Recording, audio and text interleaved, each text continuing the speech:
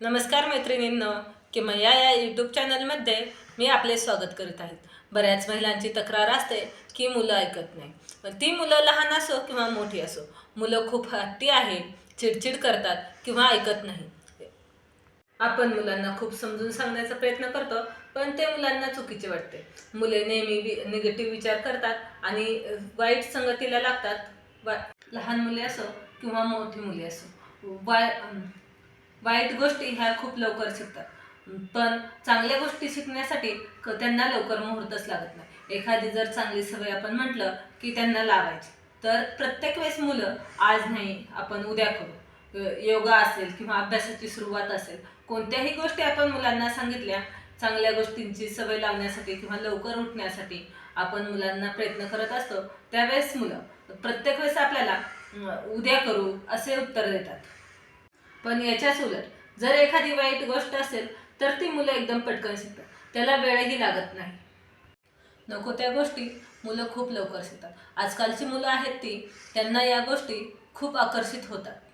त्यामुळे आपणही त्यांच्या पद्धतीने त्यांना समजून सांगण्याचा किंवा आपली जी पद्धत आहे ती पद्धत बदलून त्यांना समजून सांगितले पाहिजे. आपण लहान होतो त्यावेळेचा खरंच काळ खूप वेगळा होता.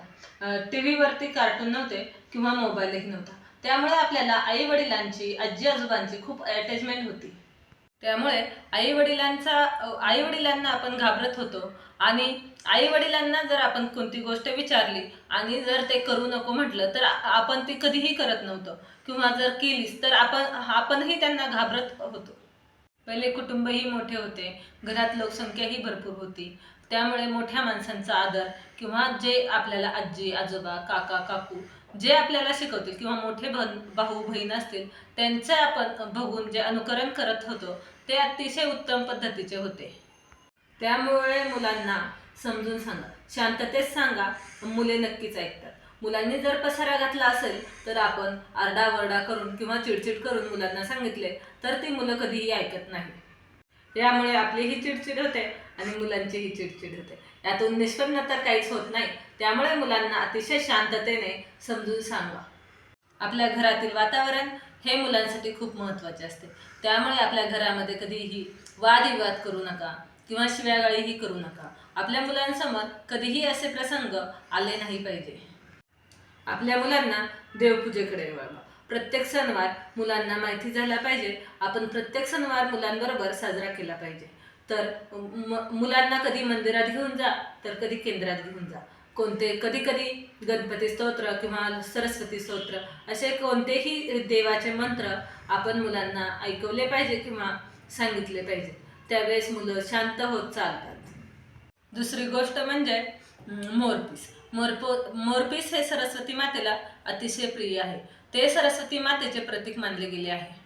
जिथे मुले अभ्यासाला बसतात त्या ठिकाणी आपल्याला मोरपीस लावायचे आहे. ते शांततेचे प्रतीक आहे.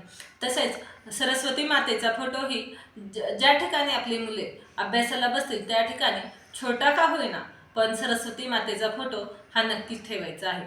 सरस्वती माता ही विद्येची देवता आहे.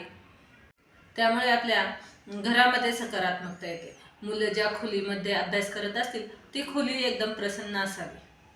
दुसरी गोष्ट म्हणजे पाणी. आपल्या आयुष्यामध्ये पाणी हे खूप महत्त्वाचे आहे. पाण्याशिवाय आपण जगूच शकत नाही. पाण्यामध्ये सकारात्मकता खूप जास्त आहे. एक ग्लासभर पाणी घेऊन आपल्याला देवासमोर बसायचे आहे आणि त्या पाण्यामध्ये एम हा सरस्वतीचा बीजमंत्र आपल्याला लिहायचा आहे आणि तो बीजमंत्र लिहून झाल्यानंतर आपल्याला ते पाणी मुलांना प्यायला द्यायचे आहे. एम हा बीजमंत्र लिहून झाल्यानंतर त्या पाण्याला पॉझिटिव्ह अफर्मेशन द्यायचे आहे.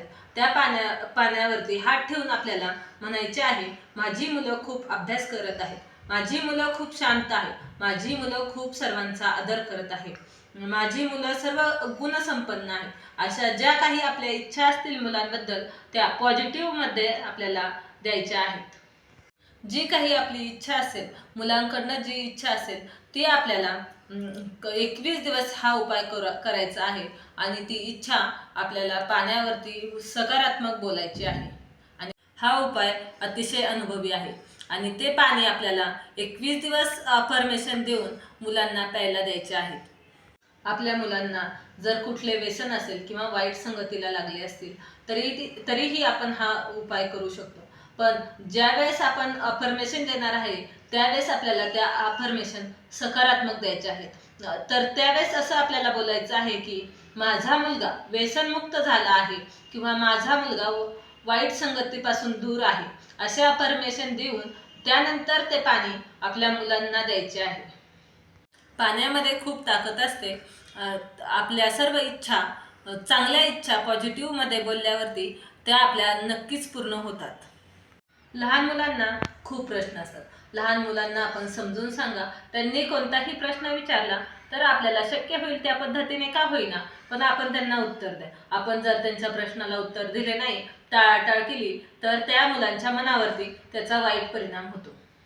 लहान मुलांनी जर आपल्याला काही गोष्टी मागत असतील तर त्यांनी मागितलेल्या वेळेस त्या लगेच देऊ नका. त्यामुळे परिस्थितीची जाणीव त्यांना राहत नाही किंवा प्रत्येक वेळेस त्यांना असे वाटते की आपण कोणतीही गोष्ट मागितली की ती लगेच आपल्याला मिळते.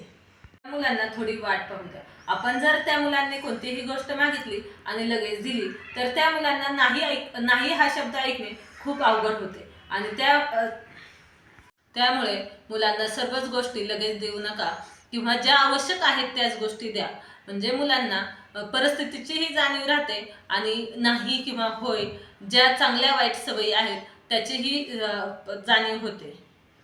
व्हिडिओ पूर्ण पाहिल्याबद्दल धन्यवाद.